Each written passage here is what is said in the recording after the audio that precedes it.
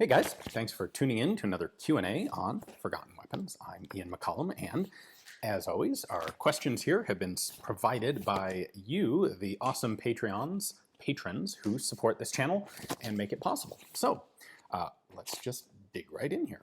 We'll start with a question from Watchit, who says, "Hey Ian, do you know why the Brits adopted the Besa machine gun in their tanks?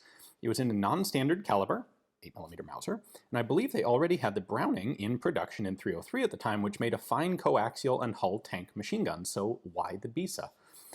I think, well, first off, once the British Tank Corps got their hands on Browning machine guns in tanks with the arrival of American Lend-Lease tanks, they really liked them, and they would eventually replace the Besa with Brownings. I think the reason they didn't early on is because the Browning that was in production early in the mid to late 1930s was an aircraft gun. And while it has the same fundamental mechanical operating principles as the Browning infantry and tank guns, there are some important differences: the rate of fire, the cooling capability. So aircraft guns have to be a much higher rate of fire to be effective, and they don't really have to worry about cooling all that much. They kind of do. There were actually some issues with cook-offs in early aircraft Brownings during testing, but as a general rule, the thing's sitting in the wing of an aircraft going several hundred miles an hour at high altitude. It gets lots of cold air blowing over it. You don't really have to worry that much about cooling. In a tank, you don't have that, and so you do need to have some sort of capability for cooling the gun. So of course, going into this, the British had the Vickers gun. Well, the problem with the Vickers is it's water-cooled and it's got a water jacket on the front end of the gun.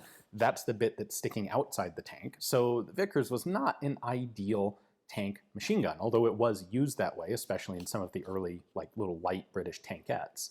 But, you know, one round goes through the water jacket, or a piece of shrapnel goes through the water jacket, and then your gun has very little staying power, because that Vickers gun has a very thin barrel underneath the water jacket.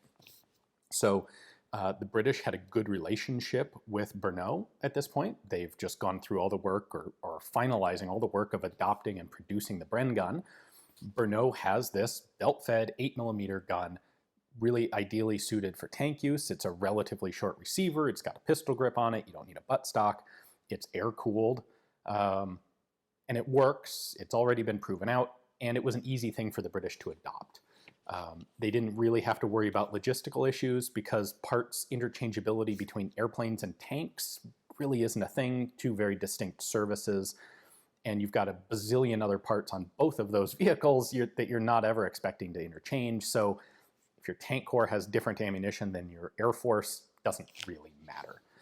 I think the reason they went with 8mm was simply that's what Bernot designed the gun in. It worked in that. Wasn't a huge order of guns. You're talking a couple thousand guns. Rather than try and go through all the development cost and time of redesigning it to 303, it's only going in tanks. Just adopt it as it is. And it actually kind of made sense. Now, like I said at the beginning, once they got their hands on basically infantry Brownings, not the aircraft Brownings, but American-made infantry Brownings in Shermans, those were really nice, and they preferred those for a number of reasons. Nick, also, by the way, they actually adopted the Besa in 15mm as well, although that didn't last all that long. Nick says, "Are you aware of any good reproduction French Model 1915 field gear and BDUs? I'm having trouble finding quality sellers that offer custom sizing. I'm very tall, so standard sizes don't fit." I think you're probably out of luck. I hate to say it. I'm not aware of anyone commercially offering French World War I reproduction uniforms in the United States. I have seen them for sale in France. There's a company called Doursoux, D-O-U-R-S-O-U-X, that I don't know if they are the people who are commissioning them, but they do sell them. They have a surplus shop in Paris, and I've been in there, and they've got, you know, a decent selection of standard-sized reproduction uniforms. They might be able to make something custom or put you in contact with whoever it is that's actually producing those, but that's the best that I can give you on that one. It's not a popular thing. Like, we don't have a lot of World War I reenacting in the US in the first place, and a lot less of it is French. Joseph says, "There was a discussion online recently about the BRN 180 uppers from Brownells and how well they represent the lost potential of the ACR, the Remington I believe it was Adaptive Combat Rifle, aka the Magpul Masada. Do you think the ACR could have been a success in any capacity if they had designed it as an upper replacement kit for the M16 rather than a completely new rifle? Most of the ACR's important features were in the upper anyway. A compelling what if, or just another way for the ACR to fail? I don't think it would have been more successful in that way. I guess it couldn't have been a whole lot less successful than it was. But I think the idea of marketing the Masada / ACR to the law enforcement market was kind of doomed from the start. A lot of people have put forth guns like that. And even when they come from major manufacturers, like, say, the FN SCAR, a few contracts have come through for the SCAR, presumably enough to justify its manufacture by FN, but not huge wide-scale adoption. And I think when it comes to the US military, there just isn't a compelling reason to spend the money to replace a lot of uppers with a new upper that doesn't offer all that much. You know, this question comes up a lot in various different forms. Things like having interchangeable barrels and being able to swap between 6.8 or 6.5 and 5.56. These things really aren't that big of an issue for the military. Like, unless they're actually planning to convert huge amounts of huge numbers of infantry rifles to, say, 6.8, it does them no good to have a barrel that can be swapped to 6.8 if they're never going to do that. And if they are going to do that, do they really want all of the infrastructure that goes into detachable, quick changeable barrels? In a military context, you're not going to have two different cartridges that you kind of pick and choose from. You're going to have the one cartridge for your infantry rifle, and you're just going to use it.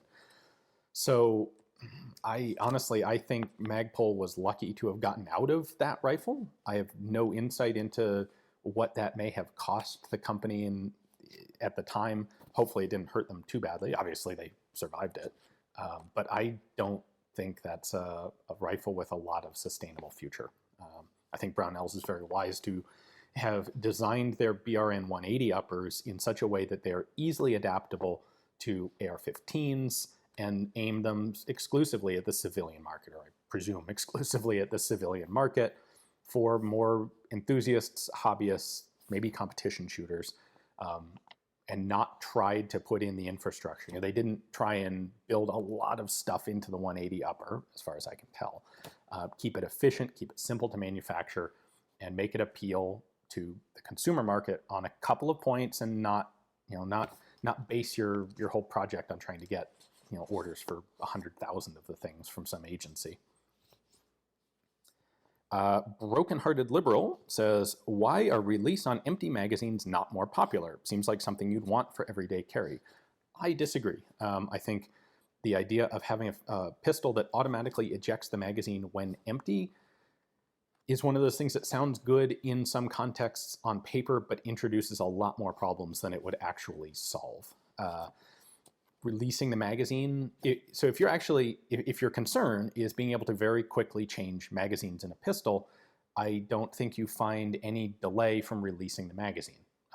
You would be releasing the magazine with the hand that's holding the gun at the exact same time that you are reaching for a new magazine with your other hand. And if the magazine automatically ejected when it was empty, you would still have to reach for that new magazine, and I don't think you would see any quantitative increase in speed.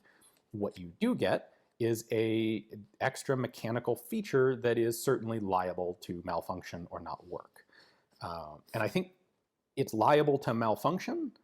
And on top of that, a lot of people are going to be a lot more concerned about that malfunction than maybe they would necessarily need to be. Like, I don't think it would necessarily malfunction all that often, but people will be super paranoid about rejecting that gun on the basis that 1 in a gazillion times it might malfunction, and that's unacceptable to them. When that thing, if it gets dirty, will it eject the magazine when it's supposed to? Will it perhaps not let you eject the magazine? Like, will that mechanism make it very difficult to eject the mag? Will it eject the magazine unintentionally when there's still ammunition in it? There are situations where you don't want to be just randomly shooting magazines off onto the ground.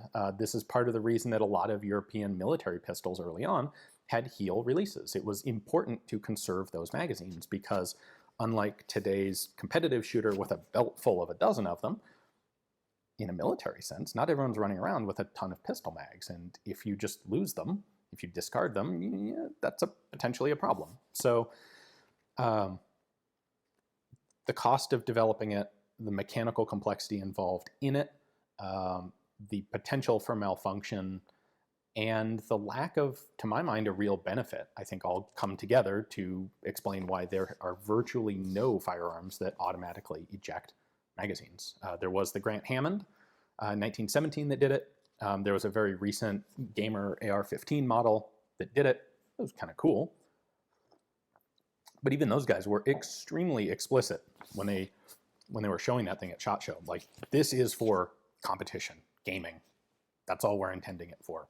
So I think they had to do that to avoid some of those, this will get you killed on the street sorts of responses. Nick says, in the course of your research, what lesser known countries have impressed you most in terms of advancements in firearms design and or manufacturing? Large nations or empires notwithstanding, US, UK, Germany, Russia, what smaller countries stand out the most? The two that occur to me are, first off, Czechoslovakia, now the Czech Republic. They have this amazing tradition of exceptional firearms design, and it continues today. You see that with CZ. You see that back in the 20s and 30s with a whole slew of very interesting experimental early semi-auto rifles. The Czech ZH-29 was one of the best contenders early on. It didn't really get adopted by anybody in huge numbers. It got a few small contracts, but it was kind of that universal comparison in tests. Everyone would take their new domestic gun, and if it couldn't at least be better than a ZH-29, then you'd better go back to work and improve it some more. And CZ, of course, remains today, especially if you go outside the US. The CZ75 in its modern iterations is one of the most popular pistols on the planet, and has absolutely rabid fans, and for good reason. So Czechoslovakia / Czech Republic is one of them. The other one that comes to mind is Finland, but not quite in the same way. A lot of the guns that are domestically finished designed are maybe not great. Like Imo Lahti's pistol, it's okay, but it had some fairly substantial weaknesses to it, and it was heavy. But what impresses me about Finland historically is their ability to take someone else's gun and substantially improve it. So by far the best Mosin Nagants ever come up with are the Finnish iterations of them. The Finns took Russian Imperial Mosins and turned them into really nice M39s. They did a great job on that. And then they went and did the same thing to the Kalashnikov, taking a standard milled receiver AK and turning it into what we recognize today as the Valmet, which would be, in their terms, the RK62, and then more recently the RK92, 95, which is, I would say, the best iteration of the Kalashnikov. So their ability to take that, like maybe not develop the thing from the ground up, but to take someone else's work and make it truly the best it can be in sort of that Luger style, where, Luger didn't invent the Luger from the ground up. He was brought in to take the Borchardt that wasn't all that great and turn it into something that has become legendarily, well-known and excellent. Christopher says, En-bloc clips. What are the pros and cons mechanically, logistically, etc.? Were they equally effective in all rifles that use them? Why didn't more countries or manufacturers adopt them? Finally, what is your personal opinion of the En-bloc clip? I really like En-bloc clips, and I think it's a bit of a misunderstanding to think that they weren't widely used. They were very widely used. The Austro-Hungarian Empire universally adopted them with the Steyr M95 series of rifles. The Italians used them universally in the Carcano series of rifles. The United States used them in the M1. The Germans used them in the Gewehr 88. They would replace that with the Mauser clip later on. But there are a lot of guns out there. The French, of course, used them in the Berthier series and the RSC series. Maybe not a full 50%, but a huge portion of the world's militaries at the time that the repeating bolt-action rifle was becoming, was the standard military firearm. A ton of them used I would say, I'll say en-bloc clips, or more appropriately Mannlicher clips, because the history of these things is that Ferdinand Mannlicher designed this packet loading clip. And at the time, it was a tremendous advantage over everything else that had existed at the time, because prior to that, you had mostly tube magazines, or you had magazines that you generally had to like load one at a time. And what Mannlicher came up with was, here's 5 rounds all at once. So we can go from this problem of the tube-fed guns, which is, it's not really, in overall time, once you have to reload the magazine, you don't actually gain any speed from a tube magazine because you have to load it 1 round at a time. So if you say, I want to fire 25 rounds, and you're going to start with empty guns, a guy with a single shot rifle and a guy with a tube gun, like a Kropatschek or a Swiss Vetterli or a Lebel, they're going to have basically the same time required to do it, because the tube mag just means that you get to put 8 loading motions through in a block and then fire 8 times. It doesn't mean it goes any faster. The packet clip went a lot faster. Now, with 1 motion, ka-chunk, now you've got 5 more rounds in the gun and you can go back to shooting. It came first, then the Mauser clip came afterwards. And the Mauser clip has benefits and detriments to it. Obviously, in time, the Mauser clip would become, as we know, the stripper clip would be chosen as the superior design worldwide. So what are the advantages of the Mannlicher clips? They're cheap, they're disposable, they in some ways prevent damage to the gun, or they simplify design of the gun, because the feed lips for a Mannlicher clip are molded into the clip itself rather than being built into the gun. Now, this can be an advantage or a disadvantage. It means that if you damage a clip, it's not going to feed right and you're going to have problems. But it also means that you don't have that feature in the rifle. You can always throw away the clip and get a new clip far more easily than you can fix a rifle that has damaged feed surfaces. On the other hand, it's relatively difficult to damage that part of a rifle. If you look at a Mauser 98, damaging the top of the magazine where the feed lips are really doesn't happen.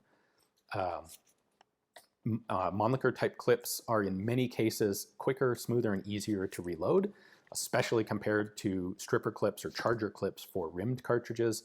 You compare reloading a Steyr M95 or an M1 Garand to an Enfield stripper clip or a Mosin Nagant stripper clip, and you're going to be hating life. Those Mannlicher packet clips are far better for that. So on the other hand, they're also more expensive than stripper clips because they are a little more complex. They require more complex dies to stamp, and you have to get those feed lips right, or else the clip will cause malfunctions in the gun. No matter how badly you make a stripper clip, if you can get the rounds into the gun, then they'll work.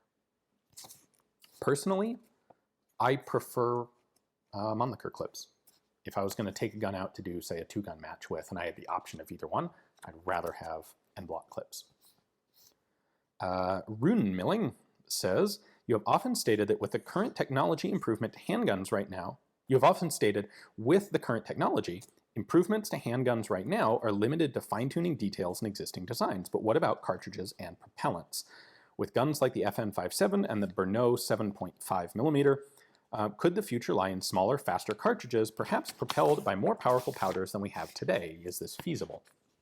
It might be feasible, but I don't think it'll happen, because I think we have done a lot of experimentation with smaller high-velocity cartridges as well as larger lower-velocity cartridges, and what we've come to standardize,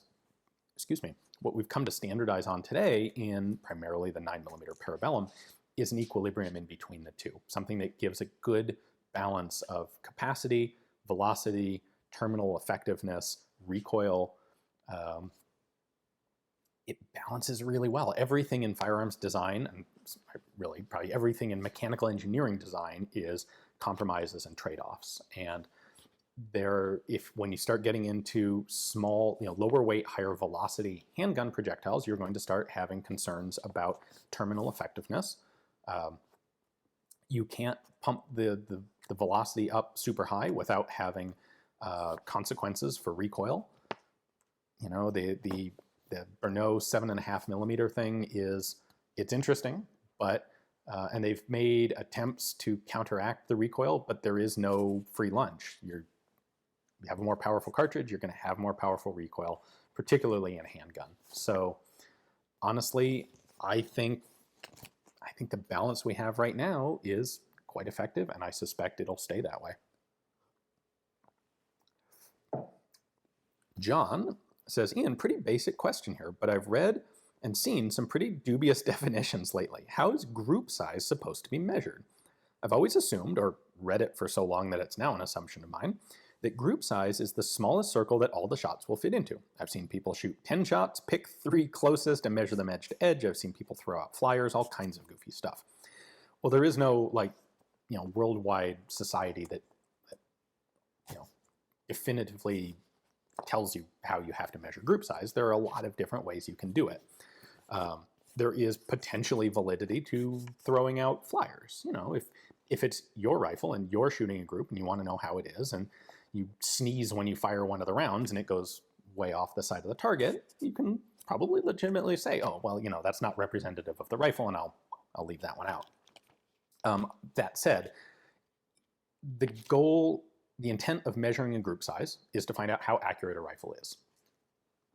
And how you measure it can include or leave out important bits of data. So if you're measuring accuracy, we'll say that instead of group size. If you're measuring accuracy based on the smallest circle that all the rounds will fit inside of, here's an interesting thing. You could have a group like this, where all your rounds are basically at the circumference of this circle, and you could have a group where all the rounds are in a perfect horizontal line, and they would both come out of that measurement exactly the same.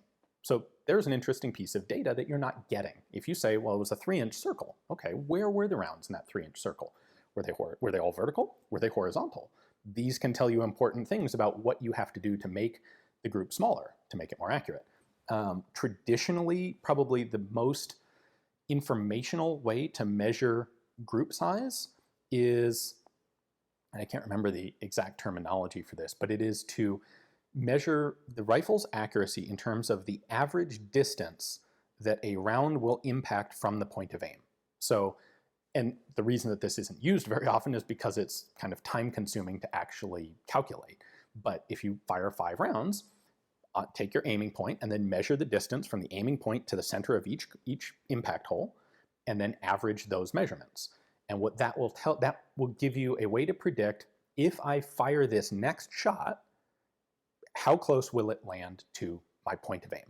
If you just have, a circle that encompasses the group, you don't really have any information about that. Like, is this, am I getting this circular pattern? Am I getting vertical? Am I getting horizontal? Is it offset in some particular way?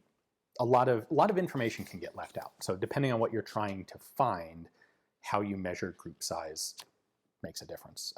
The standard, by the way, is what's the smallest circle that will encompass all the rounds, and depending on, typically what you would do is measure center of the rounds, or because it can be hard to exactly pinpoint the center of a hole in paper, if you measure outside to outside and then subtract the diameter of your cartridge. So it's a 30 caliber round and you've got a 2.5 inch group outside to outside, that's then a 2.2 inch group center to center.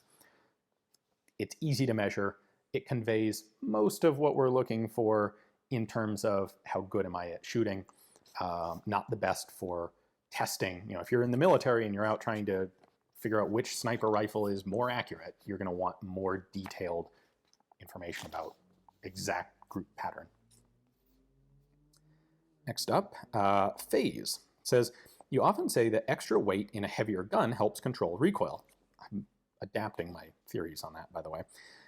Are there any gun designs which include pure ballast weight to accomplish this, and is it ever the right option for a practical design? Sort of, yeah, actually.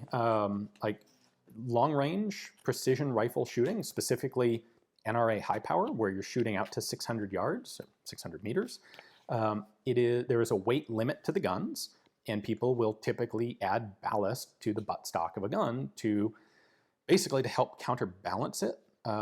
They're typically using relatively heavy barrels, and that puts a lot of weight out on the front of the gun. If you can counterbalance it with weight in the back of the gun, that helps keep more of the weight on more easily supported, directly over your body structure.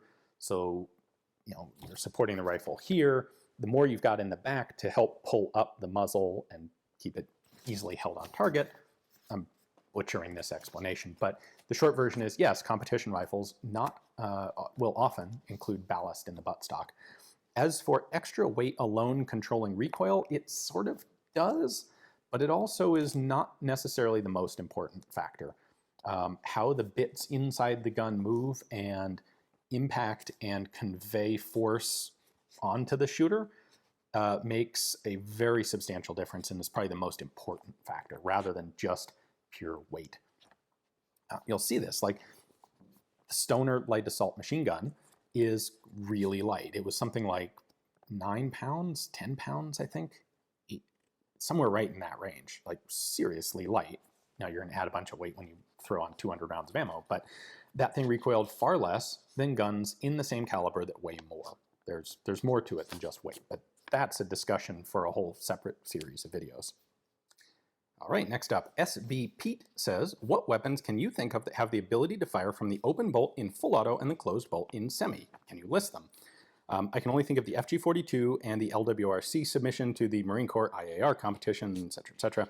What's involved in making it possible? Can you explain the mechanics?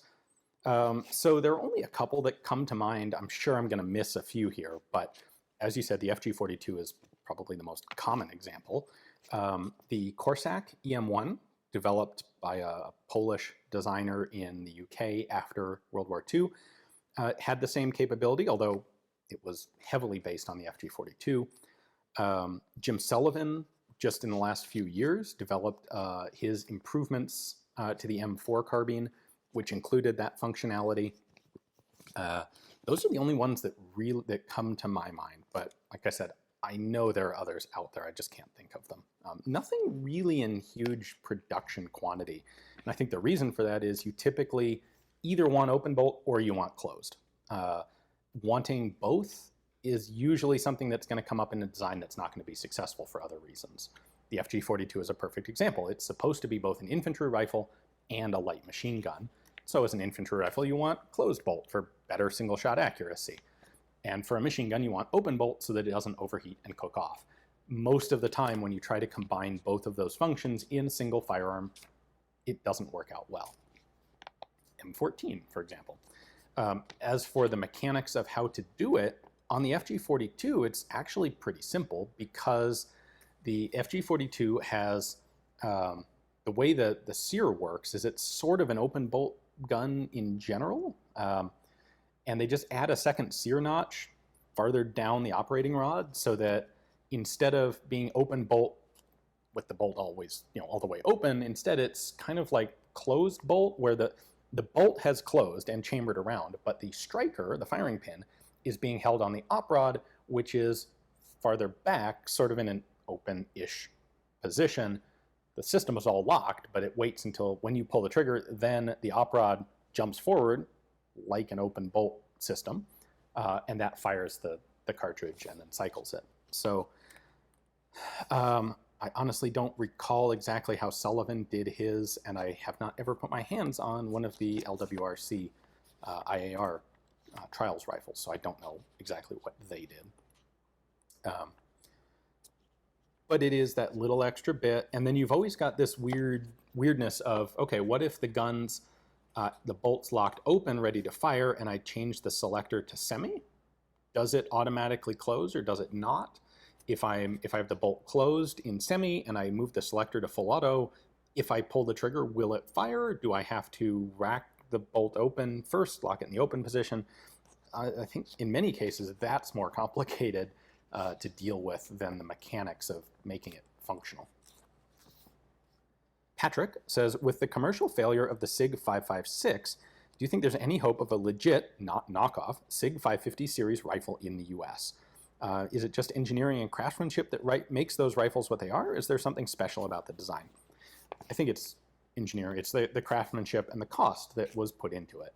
It's a military rifle. The government paid not a trivial amount of money to have a whole lot of them developed and produced. And the result is, as is typical, especially with something out of Switzerland, very good. When that comes over to the US on the commercial market, Well, like with the SIG 556, a lot of things are redesigned to make them less expensive and to make them a little bit more modern. The 550 doesn't use AR-15 mags, so okay, we're going to redesign the lower to use AR-15 mags. We're going to do more to make it optics compatible. There are some SIG 550s in the United States. There are little bits here and there that get imported without buttstocks as pistols. So that's an option if you're willing to pay an exorbitant price for one, because there aren't very many. Part of the problem also is that the process of making a gun semi-auto in the eyes of ATF is potentially tricky for countries, for manufacturers in Europe who have much different standards. Like in Europe, you can use the same receiver, I think pretty much everywhere. The same receiver can be used for a semi-auto and a full auto gun. Just if it's semi-auto, it has semi-auto fire control parts and it only works in semi-auto. That's not a view that ATF accepts here in the United States. Here, if the receiver is a full auto receiver, regardless of whether the gun can or cannot fire in full auto, it's considered a machine gun. So you can't just take a full auto military rifle, convert it to semi by European standards, and import it into the US. I should circle back just a little bit. Like, I don't know that there's anything super compelling about the SIG 550 design independent of its history and quality coming out of manufacture in Switzerland. You know, there's a lot of black rifles out there that work pretty much like the bullet comes out that end and the AR-15 mag goes in this end, and you know, how much nuance, how important is the nuance to you? Because the functional output is not really any different. Scott says, will you be releasing a digital ebook version of Chassepot to FAMAS? No, we are not planning to. And it's largely based on piracy. Like, as an author, the idea that I can put it out there as an ebook and it will inevitably be copied kind of sucks. You know, I put years of work into developing it, into writing it, and we put a lot of money into the photography, a lot of time into the editing, and it's just a very difficult choice to say, do I want to give this away for free to everybody? So we do have some really interesting notions about electronic companion works to reference books. So I don't want to go into detail until we've got this idea fleshed out a little more, but I'm excited about the possibilities. And I think that offers, frankly, a much more practical, usable thing than an ebook version of a reference book. I think a reference book is much more practical to use when you can just physically open it up and have it side by side with a firearm and you know, look up what you want to look up. So yeah, I know it's a difficult question. It's a tough choice.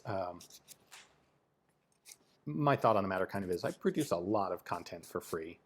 The book is much better as a book. There's more to it than just the information. The whole package, I think, is of value. And so we're going to stick with just selling it as a physical book.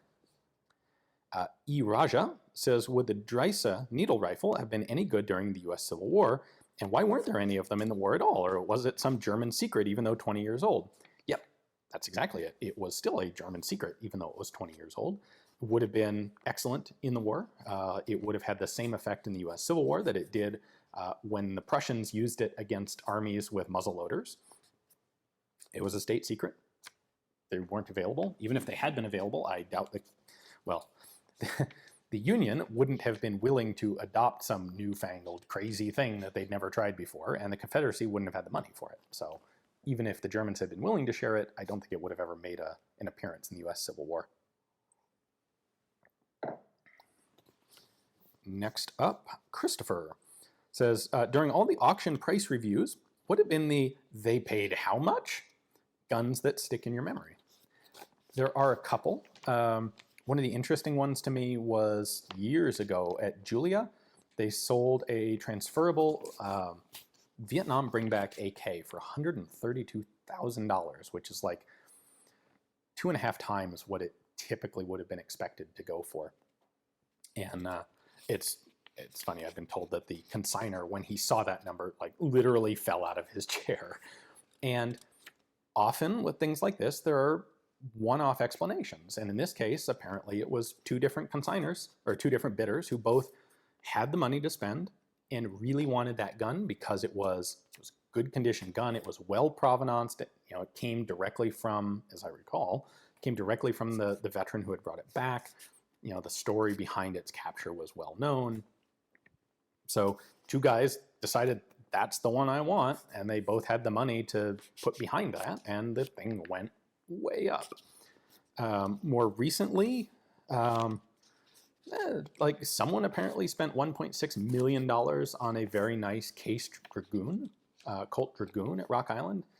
That boggles my mind. I am baffled by who would do that.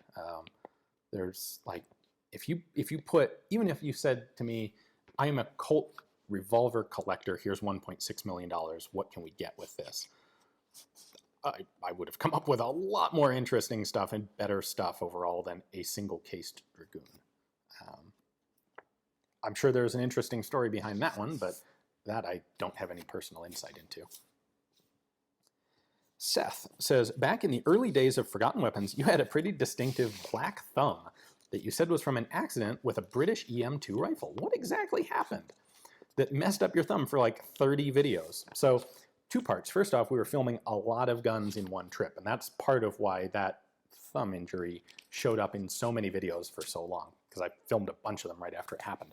What actually happened is that the EM2 has backup iron sights just offset from the barrel, and it has a relatively stubby little charging handle. And in theory, you want to grab it underhanded, rack it back. And the other thing about the EM2 is it has a very stiff charging handle. It's okay once you get it moving, but kind of like a G3, it takes a big jerk to get the thing started. And it wasn't working this way, and so I flipped my hand over and grabbed it like this in the camera, pulled it back, and slammed my thumb right into the front sight, and bruised the underside of my thumbnail, and that didn't go away until like my whole thumbnail grew out over a period of some time, and it hurt like very painful. So that was my accident with the EM2. Molly says, in your opinion, what would be the most advanced model of small arm producible with turn of the century, 1890 to 1950, manufacturing techniques? Here's the interesting thing. If you look at the guns that were being developed in that time period, they are insanely complex compared to today's guns. It's not a matter of having, like, we've developed better manufacturing technology that allows us to make the guns that we have today. In a few circumstances, that's true. Polymer material science has improved dramatically. Stamping technology has improved substantially. But in terms of actual, like, meat and potatoes, milling and lathe work on machine parts, as long as you've got the right alloys available, and to some extent this is a limitation on turn of the century manufacture, having the right quantities of the right exotic materials in your steel, and having gone through the years and decades of developing those to understand, what exact combinations do we want to get this, the right level, the right amount of toughness in a part, not too brittle, not too flexible. Aside from that, there's virtually nothing that we make today that couldn't have been machined in 1890 or 1900 or 1910. Take a look at the Saint-Étienne 1907 machine gun. That thing is a crazy disaster inside. It is, from a machinist's perspective, if you're not the one who has to make it, it is gorgeous. It's magnificent. And a lot of the other guns at the time were. Look at the Maxim guns. Tremendous amount of intricate machining involved there, and close tolerances. And you look at World War I, and they're building these guns that are parts interchangeable in huge quantities. So I don't think it's the machining that is a limitation in what was able to be produced back then. It was a matter of, it takes time to iterate a firearms design and learn what works and what doesn't. And in a lot of cases, it takes battlefield experience to understand what sort of gun you ought to be making. Because you can theorize all you want, but those theories don't often stand up in the face of reality. And World War I is a perfect example of that. How many countries didn't think the machine gun was that big a deal? How many countries didn't recognize the potential of a crude firearm like a submachine gun? So as long as you don't have stamped parts and you don't have, modern polymers that you have to formulate, I think virtually anything that we make today could have been machined back then. Ron says, thanks to you and Carl for providing my favorite content on the internet. Thank you, Ron. Do you have any experience with the South Korean Daewoo K2? And if so, how do you like it? I recently bought a pre-banned version. I feel like it is part Scar Light and part AR-15. I rather like it. Carl has less interest in them. I wasn't there, but Carl's been around when there were a couple of them that came through the two-gun match, and he's seen like 3 charging handles break on them, which really soured him on the design. To my mind, it's cool. It really is this awesome AR-AK hybrid. It's got an AK long-stroke gas piston system and an AR-15 fire control group lower and magazine assembly. So the problem is it doesn't really do anything that the standard AR doesn't. So I think they're great rifles. I think they're well made. Maybe be careful of yanking too hard on the charging handle lest you snap it off. But beyond that, I think they're cool. In fact, I think they're much cooler than the K1A1 semi-auto carbines. Interestingly, the K1A1 semi-auto carbines are 100% AR-15. They've got the same internal piston thing, long gas tube thing that the AR-15 does. The K2 is a completely different mechanical beast. Why exactly they did that, I'm not entirely sure, but they did. Klaus says, I've seen a couple pictures of French soldiers doing what I assume is trials with a Madsen light machine gun in 8x50, 8mm Lebel. Did they ever use them in combat or field trials? To the best of my knowledge, no. The French, virtually everyone tested the Madsen at some point. It was a commercially available gun. There were salesmen roaming around trying to develop interest in the gun. But as far as I know, it never went as far as an actual medium size, a purchase for troop trials. Matt says, as a fellow Southpaw, I'd like to ask you what rifle and pistol do you find to be the most lefty-friendly? With rifles, it is basically anything that has a right side charging handle. So the 2 very common ones that come out are the AK, the entire AK family, with the exception of the new Galil Aces, where they specifically moved the charging handle to the left side to be more righty-friendly. That and the M1 Garand. With pistols, oh, and by the way, on those things, I almost never have any issues with brass coming back and hitting me. Really, the only guns I've ever had do that are ARs that don't have case deflectors. Other than that, the fact that I'm left-handed and the gun's ejecting that way just doesn't matter. With pistols, the only thing that I look for to be lefty-friendly is to have a safety on the right-hand side so that I can use safety with my left thumb. Magazine release, I've just gotten so used to using my trigger finger on a mag release that it's actually much more awkward for me to try and use a left-handed mag release with my left thumb. So, to my mind, any rifle is usable as long as it isn't a bullpup that is ejecting brass into my throat or face. Any pistol is usable as long as it's got a safety on both sides.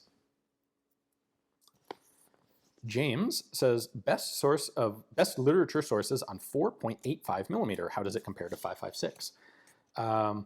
The book I would recommend is The Last Enfield, published by Collector Grade. I can't remember the author's name off the top of my head, but it is the story of the British SA-80 program.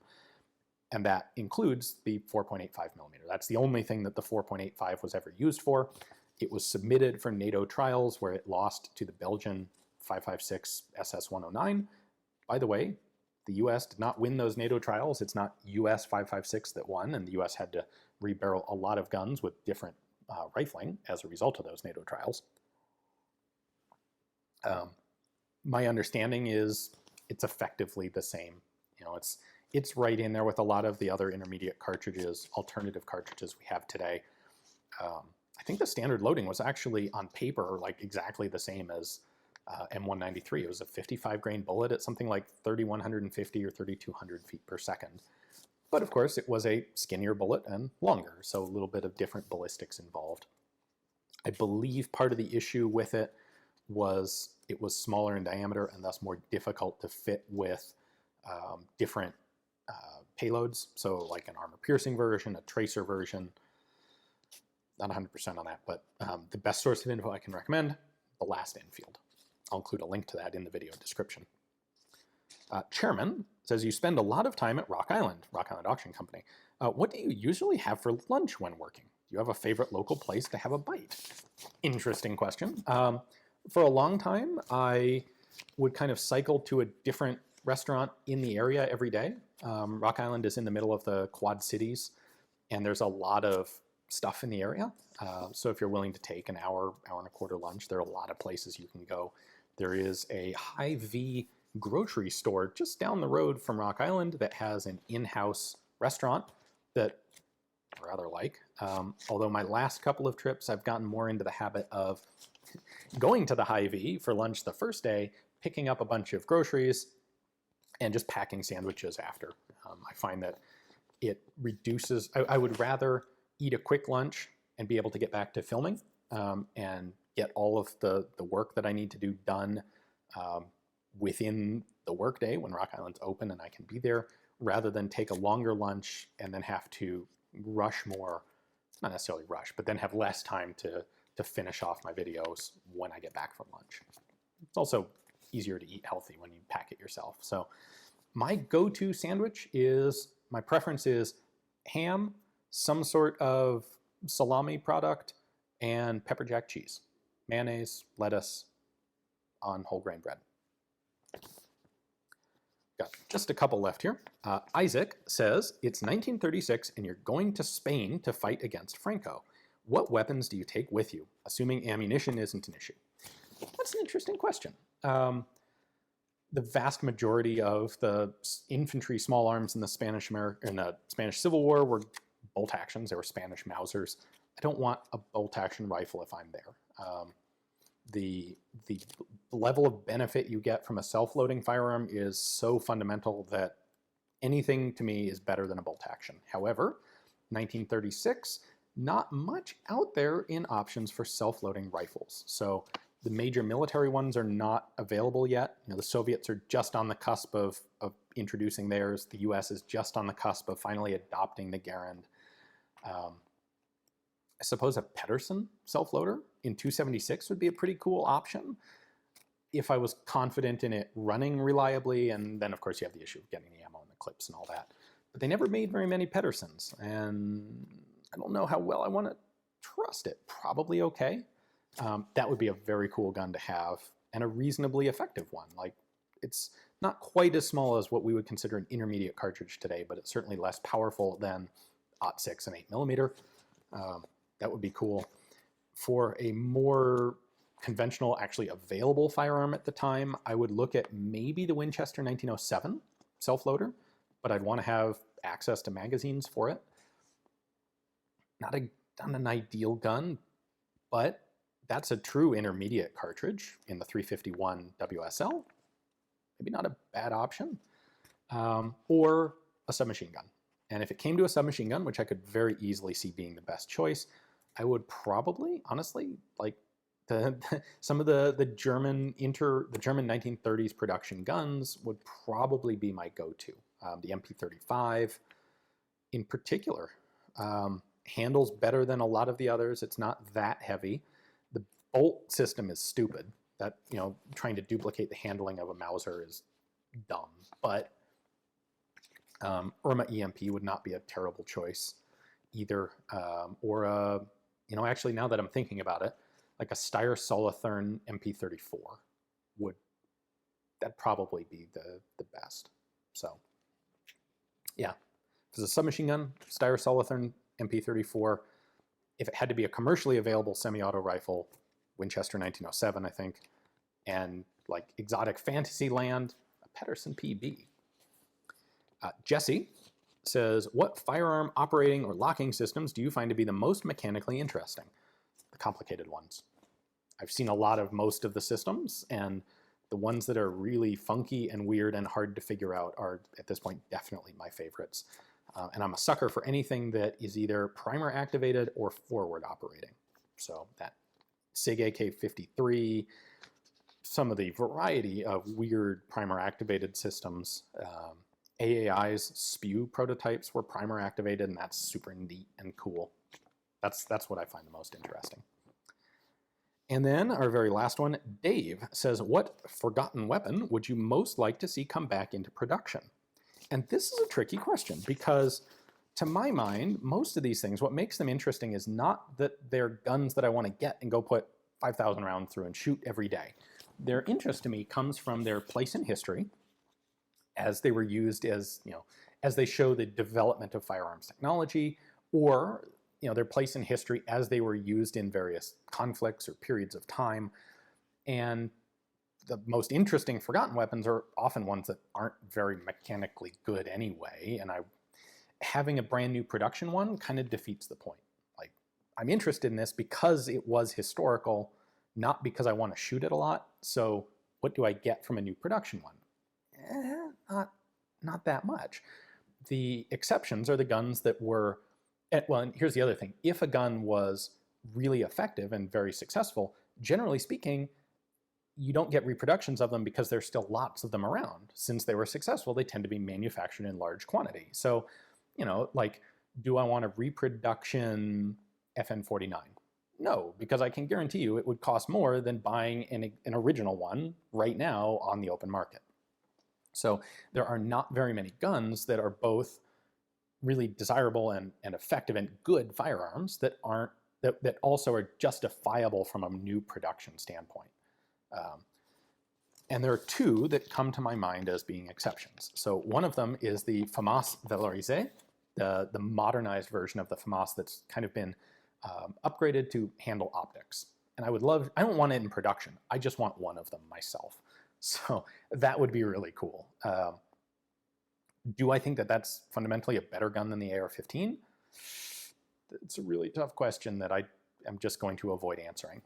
I'd love to have one because putting an optic on the original FAMAS is kind of necessary to bring it into the modern day, but it's still a kludge to do it. So the other one that comes to mind is the German Sturmgewehr, and that's an exception because basically it was developed for a proprietary cartridge that wasn't optimal. It was optimal for the Germans during World War II to use 8mm Kurz. Once the war is over, there are much better cartridges to use for that sort of firearm, and the Soviet 7.62x39 is the perfect example. You don't need the case head to be as huge as 8 Kurz. You can make your magazines more compact. You can improve a lot of things by changing the cartridge design. So that's why nobody really used the Sturmgewehr after World War II, with a few exceptions like East Germany and Yugoslavia. And then, of course, it was in large-scale production, but it ended because of this unique circumstance of the people who were making it lost the war and all of the factories were blown up. So I would love to have a reproduction Sturmgewehr. There have been a number of them that have come through. There were some manufactured in Germany, still are, actually, I think. PTR imported a bunch of those as the PTR 44. They had issues. They had reliability and mechanical issues, and they're incredibly expensive now. Well, I guess they're not as expensive as FAMAS's, but they're $7,000 to $10,000 now, $7,000 to $8,000. And then you need to get some original parts to keep on hand for when the PTRs break. Not PTR's fault, they were just the importer on that, not the manufacturer. And then, of course, Hill and Mac advertised a reproduction Sturmgewehr. I don't know what the status is on it yet. I'm kind of tired of waiting for it, but I really wish someone would well, I don't wish it would, because I don't really expect forgotten weapons to be put back into production, because as an almost complete rule, I don't think it would be economically justifiable to do it. So if I could wave my magic wand and have one, it would be a FAMAS Valorisé or a Sturmgewehr. And that's it for our questions for today. So thank you guys for watching. If you're still watching now, you clearly have some time to spend and you're interested in this sort of stuff. A big thank you to all the patrons of Forgotten Weapons who make this channel possible. If you would like to get your question into a future Q&A, go ahead and sign up over on Patreon. There's a link in the description text below. There are a bunch of other perks that you can get at the same time for your support. So thank you very much. See you back tomorrow with another video.